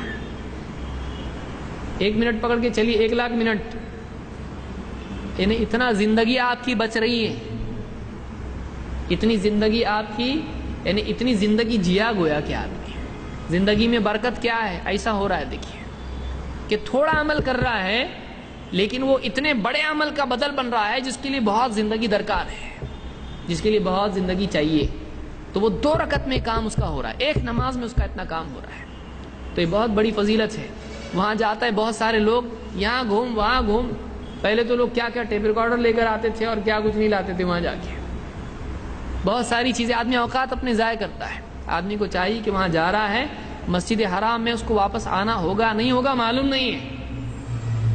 आदमी वहाँ इबादत करे, अल्लाह को याद करे, नमाज पढ़े। 1-1 नमाज 1-1 लाख नमाज के बराबर है। रुपये का बहुत जल्दी समझ में आता है। 1 रुपये का कितना हो रहा वहाँ जाके? 1 लाख। एक पेटी बहुत जल्दी समझ में आती है। तो 1 नमाज 1 लाख। अब बताइए कितना बड़ा सवाब है। आप दिन भर में 10 रकत नमाज पढ़ ले, 10 नमाजें पढ़ ले, 10 लाख हो रहा है उसका, कितना बड़ा सवाब है। और नमाज मिल रही है। आप बताइए, नमाज अफजलुल आमाल है। सारे अमाल में सबसे पहले किसका सवाब होने वाला है? हिसाब किसका होने वाला है? अगर फराइज में कोताही निकली तो भरपाई किससे होगी? वहाँ स्टॉक पूरा पेटी भर के लेके आए आप कि जो 19-20 अपनी फराइज में हुआ है उसको पैचअप करने के लिए क्या है? कुछ भी नहीं है। वहां जाके थोड़ा पढ़ के पूरा लेके आ सकता है, ये मेरी भरपाई है। तो जो आदमी वहां जा रहा है वो जितनी हो सकता है नमाज पढ़े वहां पर। بہت بڑا ثواب ہے. وقت ضائع نہیں کری, یہاں گھوم رہا, وہ رشتہ دار کو ڈھونڈنے جا رہا, ان کے ٹینٹ میں گھوم رہا, کوئی مل رہا نہیں, دوسرا ہی ملا. صرف گھومنے میں وقت ضائع کرتا ہے آدمی. نہیں کرے آدمی, بلکہ نماز پڑھے وہاں پر جتنا ہو سکتا ہے, اور عبادت کرے جو بھی کر سکتا ہے. تو آپ نے فرمایا وَصَلَاةٌ فِي الْمَسْجِدِ الْحَرَامِ أَفْضَلُ مِن 100,000 صَلَاةٍ فِي مَا سِوَاهُ. یہ مسند احمد اور ابن ماجہ کی روایت ہے اور صحیح روایت ہے. اسی طرح سے طواف اور سعی کے بعد میں جو 2 رکعتیں پڑھتے ہیں اس کی کیا فضیلت ہے. وَأَمَّا رَكَعَتَاكَ بَعْدَ الطَّوَافِ, آپ نے فرمایا طواف کے بعد تیرا 2 رکعتیں پڑھنا, اس کی کیا فضیلت ہے. طواف کے بعد آدمی 2 رکعت پڑھتا ہے تو اس کی فضیلت فرماتے ہیں كَعِتْقِ رَقَبَةٍ مِّن بنی اسماعیل. اسماعیل علیہ السلام کون ہیں؟ ابراہیم علیہ السلام کے بیٹے, جن کے ساتھ مل کر ابراہیم علیہ السلام اور اسماعیل علیہ السلام ان دونوں نے مل کر کعبہ کی تعمیر کی ہے. کعبہ کی تعمیر کی ہے. یہ نبی اور رسول ہیں. ان کی اولاد میں سے کوئی غلام ہو جائے اس کو آزاد کرنے کا ثواب ہے. کہ نبی کی اولاد میں سے کوئی تھا اور اس غلام کو آزاد کیا, اس کی جو فضیلت ہے, اس کا جو ثواب ہے وہ کس چیز میں ہے؟ طواف کے بعد کی 2 رکعتوں میں ہے. کَعِتْقِ رَقَبَةٍ مِّن بنی اسماعیل. وَأَمَّا طَوَافُكَ بِالصَّفَا وَالْمَرْوَةِ, اور تیرا صفا اور مروہ کا طواف کرنا یعنی سعی کرنا کَعِتْقِ 70 رَقَبَةٍ, اس کا ثواب اتنا زیادہ ہے کہ گویا کہ تو نے کیا کیا, 70 غلام آزاد کیے. صفا اور مروہ کی سعی کرنا, اس کی فضیلت کیا ہے؟ 70 غلام آزاد کرنے کے برابر ہے. اتنی بڑی فضیلت ہے. اس کو امام طبرانی اور بزار نے روایت کیا, ابن حبان میں بھی روایت موجود ہے. صحیح ترغیب میں شیخ الالبانی نے اس کو ذکر کیا ہے, یہ حسن روایت ہے. تو یہ فضیلت کس کی ہے؟ طواف کے بعد کی 2 رکعتیں اور صفا اور مروہ کی سعی. اسی طرح سے آپ فرماتے ہیں وَأَمَّا وُقُوفُكَ عَشِيَّةَ عَرَفَةٍ, عرفہ کی شام کو تیرا وقوف کرنا, فَإِنَّ اللَّهَ تَبَارَكَ وَتَعَالَى يَهْبِطُ إِلَى سَمَاءِ الدُّنْيَا, اللہ تعالیٰ آسمان دنیا کی طرف نزول کرتا ہے. فَيُبَاهِي بِكُمُ الْمَلَائِكَةِ, اور تم پر یعنی حاجیوں پر اللہ تعالیٰ فخر کرتا ہے فرشتوں کے مقابلے میں. یقول عبادی جاؤنی شعثا من کل فج عمیق, کہ یہ میرے بندے ہیں بکھرے بالوں والے, کیونکہ آدمی سر کو ڈھانپتا ہے حج میں, سر کھلا رکھتا ہے, بال پورے بکھرے ہیں, دھول میں اٹے ہوئے ہیں. یہ بکھرے بالوں والا میرا بندہ, یہ دیکھو میرے بندے ہیں, یہ دور دراز کی گھاٹیاں پار کر کے آئے ہیں. یرجون رحمتی, وہ صرف اور صرف میری رحمت کی امید لگائے ہوئے ہیں. فَلَوْ كَانَتْ ذُنُوبُكُمْ كَعَدَدِ الرَّمْلِ, اگر تمہارے گناہ ریگستانوں میں ریت کے جتنے کنکر ہیں, ریت کے جتنے کنکر ہیں اتنے اگر تمہارے گناہ ہو جاتے, او كَقَطْرِ الْمَطَرِ, یا بارش کے قطروں کے برابر ہو جاتے ہیں, او كَزَبَدِ الْبَحْرِ, یا سمندر کے اوپر جتنا جھاگ آتا ہے پانی پر اس جھاگ کے برابر ہوتے, لغفرتها, اگر ایسا ہو تو بھی میں اس کی مغفرت کر دوں گا. ریگستان کے کنکر اتنے گناہ, اگر اتنے گناہ ہوں تو بھی میں معاف کر دوں گا. اس سے زیادہ آدمی کو کیا چاہیے؟ یعنی ایک آدمی کتنے اس کے گناہ ہوتے ہیں. ایک بار گیا, حج کیا, صحیح ڈھنگ سے کیا, اپ ٹو ڈیٹ حج, کچھ وائلیٹ نہیں کرنا چاہیے اس میں, کچھ غلط کام نہیں کرے, اور خاص طور سے نگاہوں کی حفاظت سے, کیونکہ حج میں عورتیں آتی وہاں پر, اور طواف میں اور اس میں اگر آدمی اپنے دل کی حفاظت نہ کرے برباد ہو جائے گا. اللہ کے گھر کے سامنے اتنا بڑا گناہ کر رہا ہے, کیونکہ وہاں پر بہت مشکل ہوتا ہے آدمی ایک دوسرے کے دھکے لگنا اور آدمی کا ایک دوسرے کو دیکھنا. تو ساری دنیا بھر کے لوگ وہاں پر آتے ہیں, گورے بھی آتے ہیں, کالے بھی آتے ہیں. اب یہاں پر اگر یہ اپنی نگاہوں کی, اپنے دل کی اور اپنے آپ کی حفاظت نہ کرے تو طواف کے دوران گناہگار ہو سکتا ہے, طواف کے دوران گناہگار ہو سکتا ہے. بہت حفاظت کرنا چاہیے اپنے آپ کی. تو یہ اتنی بڑی نیکی ہے کہ اگر ان کے گناہ اگر سمندر کے جھاگ کے برابر ہوں، بارش کے قطروں کے برابر ہوں، یا پھر ریگستان کے ریت کے کنکروں کے برابر ہو، تب بھی میں ان کی مغفرت کر دوں گا۔ اتنا بڑا عظیم الشان عمل حج کا، اللہ تعالی ہر مسلمان کو اس کی توفیق عطا فرمائے۔ یہ طبرانی اور بزار اور ابن حبان کی روایت ہے۔ اسی طرح سے انس بن مالک رضی اللہ عنہ کہتے ہیں وقف النبی صلی اللہ علیہ وسلم بعرفات، اللہ کے رسول صلی اللہ علیہ وسلم نے عرفات میں وقوف کیا، ٹھہرے۔ وقد کادت الشمس ان تغوب، اور قریب تھا کہ سورج بھی ڈوب جائے، سورج ڈوبنے میں تھا، غروب ہونے میں تھا۔ فقال یا بلال انصت لی الناس، آپ نے کہا اے بلال لوگوں کو خاموش کراؤ، اس کو کچھ کہنا ہے، لوگوں کو خاموش کراؤ۔ فقام بلال فقال انصتوا لرسول اللہ صلی اللہ علیہ وسلم، اب بلال کھڑے ہوئے اور بلال کیوں؟ آواز بہت اونچی تھی ان کی، مؤذن مسجد نبوی کے، تو انہوں نے ندا لگا کے کہا رسول اللہ صلی اللہ علیہ وسلم کے لیے خاموش ہو جاؤ، آپ کچھ کہنا چاہ رہے ہیں۔ فانصت الناس، لوگ چپ ہو گئے، خاموش ہو گئے۔ فقال معشر الناس، آپ نے کہا اے لوگو اتانی جبرائیل علیہ السلام آنفا، ابھی میرے پاس جبرائیل علیہ السلام آئے تھے۔ فاقرأنی من ربی السلام، تو انہوں نے مجھ کو رب کی طرف سے سلام پہنچایا۔ کس نے سلام کیا؟ اللہ تعالیٰ نے سلام بھیجا، کس کے ذریعے سے؟ جبریل کے ذریعے سے۔ فاقرأنی من ربی السلام وقال، اور کہا ان اللہ عز وجل غفر لأہل عرفات و اہل المشعر، اللہ تعالیٰ نے عرفات والے اور مشعر والے جو مزدلفہ میں ہوتے ہیں، ان سب کے لیے مغفرت کا اعلان کر دیا۔ وضمن عنہم التبعات، اور ان کی طبیعات ایسے کہتے ہیں کہ جو ڈیفینیٹلی آدمی کو ہلاک کرے گا، کبیرہ گناہ کو کہتے ہیں طبیعات۔ تو اللہ تعالیٰ نے تمہارے لیے تمہاری مغفرت کر دی اور ذمہ داری لے لی کہ وہ تمہارے کبیرہ گناہوں کو بھی معاف کر دے گا، کبیرہ گناہوں کو بھی معاف کر دے گا۔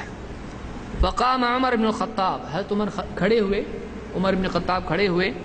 فقال یا رسول اللہ ھذا لنا خاصۃ، اے اللہ کے رسول کیا یہ ہمارے لیے خاص ہے؟ یعنی آج جو یہاں پر جمع ہیں، آپ یہ جو فضیلت سنا رہے ہیں، تو کیا آج جو لوگ ہیں ان کے لیے ہے یا یہ جنرل ہے؟ کیا یہ سارے حج کرنے والوں کے لیے ہے یا آج جو حج میں یہاں پر جمع ہیں ان کے لیے ہے؟ قال ھذا لکم ولمن اتی من بعدکم الی یوم القیامہ، آپ نے فرمایا یہ تمہارے لیے بھی ہے اور قیامت تک تمہارے بعد جو کوئی حج کریں یہاں آئیں ان سب کے لیے فضیلت ہے کہ جو حج کریں گے ان کے سارے گناہ پچھلے معاف اور جتنے کبیرہ گناہ ہیں وہ بھی معاف۔ فقال عمر بن الخطاب، اس پر حضرت عمر نے کہا کثر خیر اللہ وطاب، کہ اللہ کی خیر کتنی زیادہ ہے اور کتنی عمدہ ہے۔ کیا عمدہ بات ہے، اللہ کی طرف سے سارے گناہ معاف یہاں جمع ہونے کی بنیاد پر، سارے گناہ معاف۔ اسی طرح سے جو رمی ہے، کنکریاں مارتے ہیں، جمرات، اس کے بارے میں کیا ہے؟ وَأَمَّا رَمْيُكَ الْجِمَارِ، اور تیرا رمی کرنا، کنکریاں مارنا، فَلَكَ بِكُلِّ حَصَاةٍ رَمَيْتَهَا تَكْفِيرُ كَبِيرَةٍ مِّنَ الْمُوبِقَاتِ، اللہ کے نبی صلی اللہ علیہ وسلم فرماتے ہیں تو جو بھی کنکریاں مارتا ہے، ہر کنکری کے بدلے میں تیرا کوئی نہ کوئی ایسا بڑا گناہ معاف کیا جاتا ہے جو تجھ کو یقیناً ہلاک کرنے والا تھا، ڈیفینیٹلی اس کی وجہ سے جہنم میں جانے والا ہے۔ اللہ ایسی ہر کنکری کے بدلے میں ایک ایسا گناہ معاف کر دیتا ہے، ایسا ہر ایک گناہ معاف کرتا ہے کہ اگر اس وقت مرتا تو یہ گناہ اس کا سبب تھا جہنم میں جانے کا، چلا جاتا جہنم میں، اس گناہ کی وجہ سے اللہ ایسا ایک گناہ کیا کر دیتا، اس کا معاف کر دیتا ہر کنکری کے بدلے میں۔ اس کو امام الطبرانی، بزار اور ابن حبان نے روایت کیا ہے۔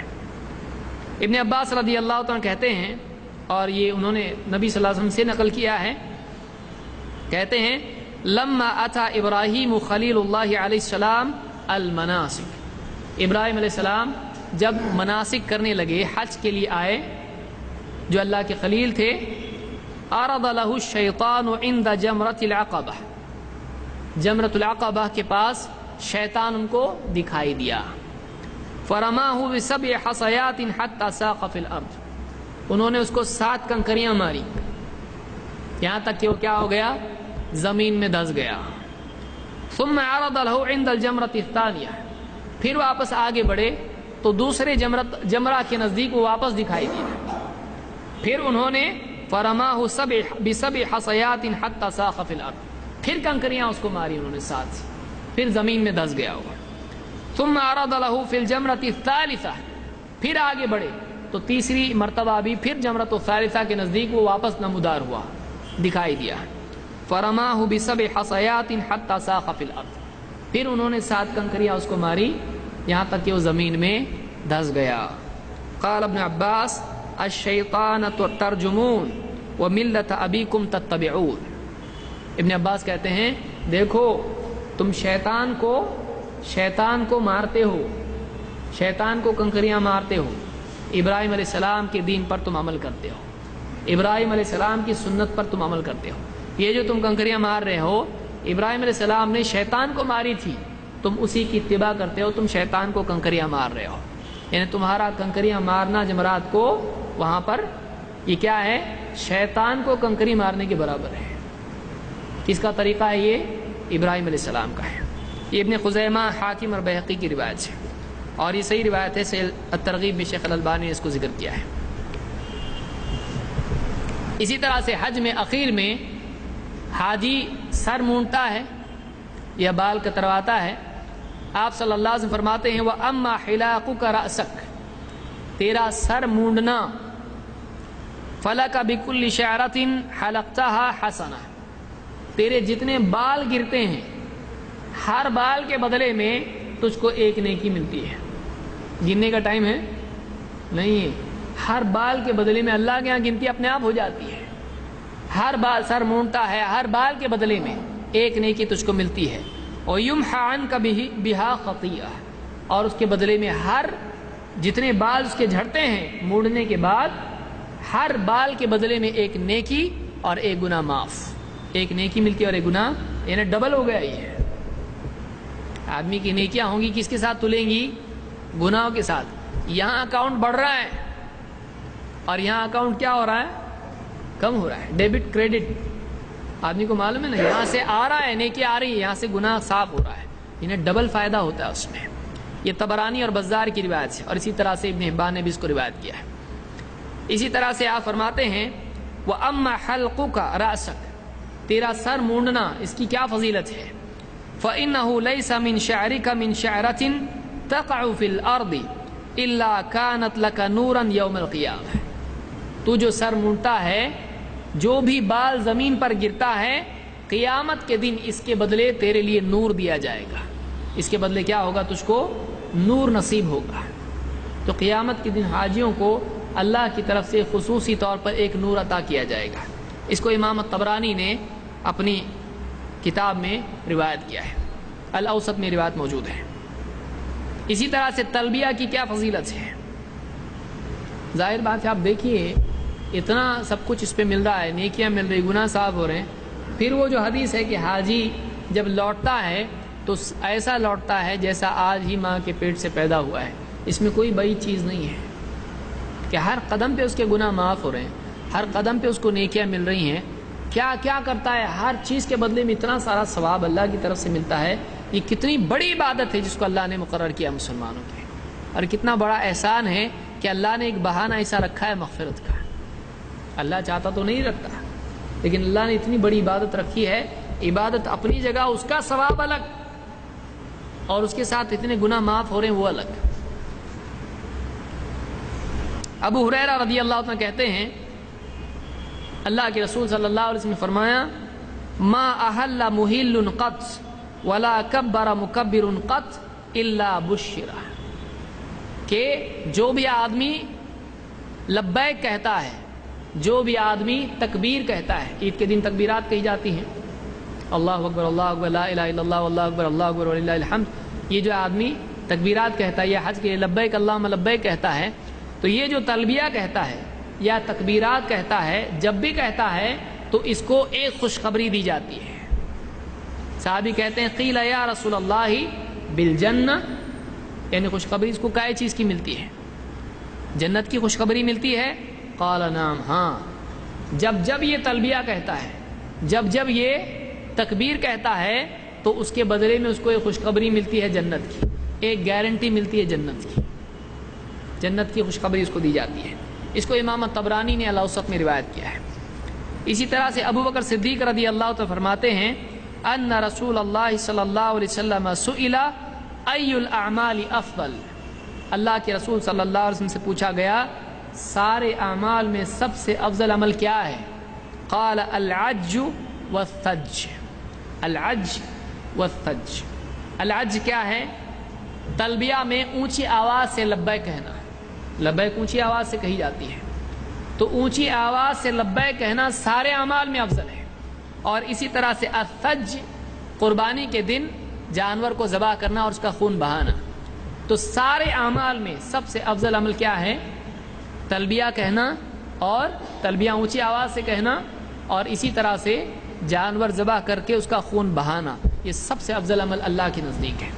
اور عید کے دن اس سے بڑھ کے کوئی عمل نہیں اللہ کے نزدیک، قربانی سے بڑھ کے کوئی عمل نہیں اللہ کے نزدیک عید کے دن۔ اس حدیث کو امام ترمذی، ابن ماجہ، حاکم، بیہقی اور ابو یعلا نے روایت کیا ہے۔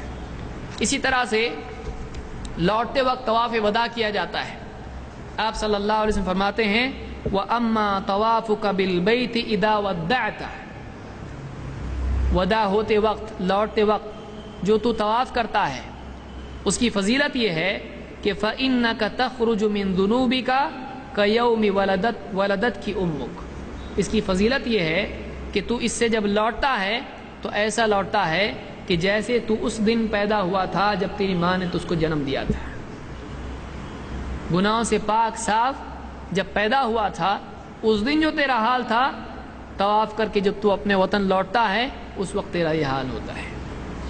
تو یہ حج اور عمرہ میں جو اعمال ہیں ان کی فضیلت ہے، یہ طبرانی کی روایت ہے، الاوسط میں اس کو امام طبرانی نے روایت کیا ہے۔ تو حج کے اعمال ہیں اور ان کی فضیلت ہے۔ جو آدمی حج کی استطاعت رکھتا ہے اس کے لیے بڑی مصیبت یہ ہوتی ہے، وہ کہتا ہے ابھی بیٹے کی شادی ہے، ابھی بیٹا جاب پہ لگا ہے، ابھی تو لگا ہے، ابھی اس کا یہ معاملہ ہے، اس کا نکاح کرنا ہے، اس کو دولہا بنانا ہے، اس کے سہرے کے پھول دیکھنے ہیں مجھ کو، بیٹی کا نکاح طے ہوا ہے۔ آدمی اس کو ٹالتا رہتا ہے، حالانکہ مالدار ہوتا ہے، لیکن شیطان کیا کرتا ہے، ابھی نہیں، تھوڑا آگے، ابھی نہیں، تھوڑا بزنس تو سیٹ ہونے دو، دکان ابھی چل رہی تھوڑی اچھی تو چلنے دو، آگے دیکھیں گے، آگے دیکھیں گے، ٹالتے ٹالتے ٹالتے اچانک آدمی کا کبھی ایکسیڈنٹ ہو جاتا ہے، کبھی کوئی بیماری لگ جاتی ہے، کبھی کچھ ہوتا ہے، کبھی مر جاتا ہے، اور حج اس پر باقی تھا، اسی حال میں مر جاتا ہے۔ اگر آدمی کی استطاعت ہے، اس کے پاس مال ہے، حج اس پر فرض ہوا ہے، حج کو ٹالنا نہیں چاہیے۔ آدمی جتنا جلدی ہو سکتا ہے حج کر لے، آزاد ہو گیا یہ، ورنہ آدمی اسی حال میں مر جائے بہت افسوس کی چیز ہے۔ اللہ تعالیٰ ہم کو سمجھ عطا فرمائے، اور جو لوگ حج کے لیے جا رہے ہیں ان کو صحیح طریقے سے حج کرنے کی توفیق عطا فرمائے۔ بہت سارے لوگ ہیں حج کرتے ہیں، لیکن بہت سارے لوگوں کا پہلا حج ہوتا ہے، بہت ارمان سے حج کرتے ہیں، لیکن کچھ علم ہوتا نہیں ہے، پریشان ہو جاتے ہیں اور کئی جگہ غلطیاں کر کے آتے ہیں۔ بہت سارے حج والے سکھاتے ہیں تو اصل سکھانے کی چیزیں کم سکھاتے ہیں، اور درجنوں دعائیں ان کو سورہ فاتحہ ڈھنگ سے یاد نہیں ہے، اب اتنی دعا کون یاد کرے گا، ڈرتے ڈرتے یہاں یہ دعا، وہاں دعا، وہ دعا، یہاں کی یہ نیت، وہاں کھڑے ہو کے نیت کرنا ہے، غلط چیزیں سکھاتے۔ اس لیے آدمی کو چاہے کہ جو حج کو جا رہا ہے اولاً وہ جلدی کرے، دو حلال مال سے حج کرے، دیکھیں میرا مال کیسا ہے، حلال ہے کہ حرام ہے، حرام سے نہیں کرے، قبول ہی نہیں ہوگا، گناہ گار زیادہ ہوگا۔ اور مزید یہ کہ حج کو جاتے وقت میں حج سے پہلے حج کے سارے معاملات کو سیکھ لیں، علماء سے پوچھے، معلوم کرے، کتابیں ہیں اور بہت کچھ مواد موجود ہے، آدمی اس کا علم حاصل کرے اور صحیح ڈھنگ سے حج کرے۔ حج میں جائے، اپنی نگاہ اور اپنی زبان کی حفاظت کریں، یہاں وہاں کے لوگوں سے تو میں نے کریں، یہ میری جگہ، یہ میری جگہ، لڑتے لوگ حج کے لیے جگہ کے لیے، جگہ پکڑتے ہیں، اس کو دھکا دے رہا ہو، اس کو دھکا دے رہا ہے، تو لڑ کے آدھا حیران ہوتا ہو، پھر گھوم پھر کے یہاں وہاں گھومنا پھرنا، یہ خریداری وہ خریداری، کھجور کے پوتے خرید رہا وہاں پہ، زمزم کے ڈبے خرید رہا وہاں پہ، اب اس کو لے جانے کا ایک الگ مسئلہ، پھر جھوٹ بول کے کیسا تو بھی کسٹم میں نکل رہا. تو کیوں گناہ کرتا ہے آدمی؟ کھجور لانا گناہ نہیں ہے. کچھ لوگ جاتے ہیں وہاں پہ، وہاں کی مٹی اٹھا کے لا کے، مدینہ کی مٹی، جنت البقیع سے، بقیع الغرقد کی مٹی، وہاں کی مٹی لے کے آتے ہیں. کیا ہونے والا ہے اس کا کوئی گھر بننے والا ہے، برکت آنے والی کیا ہے؟ وہاں کی مٹی لاتے ہیں سنبھال کے. کوئی آدمی وہاں کا کچھ اٹھا کے پتھر لاتا ہے، مدینہ کا پتھر ہے وہ، کیا ہونے والا ہے؟ اس کی قسمت میں پتھر ہی آنے والے ہیں. تو مدینہ کا پتھر ہے، مکہ کا پتھر ہے، کیا ہے اس میں؟ آپ صلی اللہ علیہ وسلم جب مکہ سے مدینہ گئے، پتھر لے گئے وہاں سے، مٹی لے گئے وہاں سے تھیلی میں بھر کے. یہ ساری خرافات ہیں. بعض لوگ تو چوری کرتے ہیں کعبہ میں جا کے، کیسا؟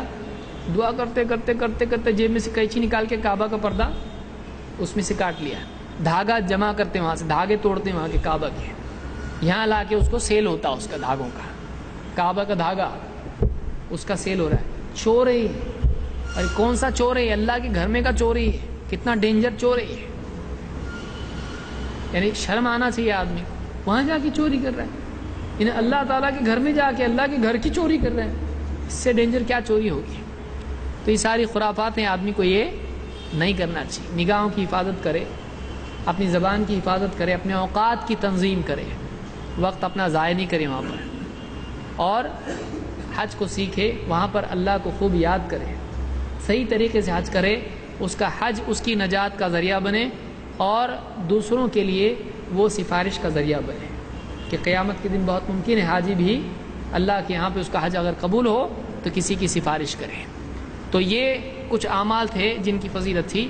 اللہ تعالی ہم سب کو صحیح فہم عطا فرمائیں، اور خصوصاً حج کو جانے والوں کو صحیح طور سے حج کرنے کی اور عمرہ کرنے کی توفیق عطا فرمائیں.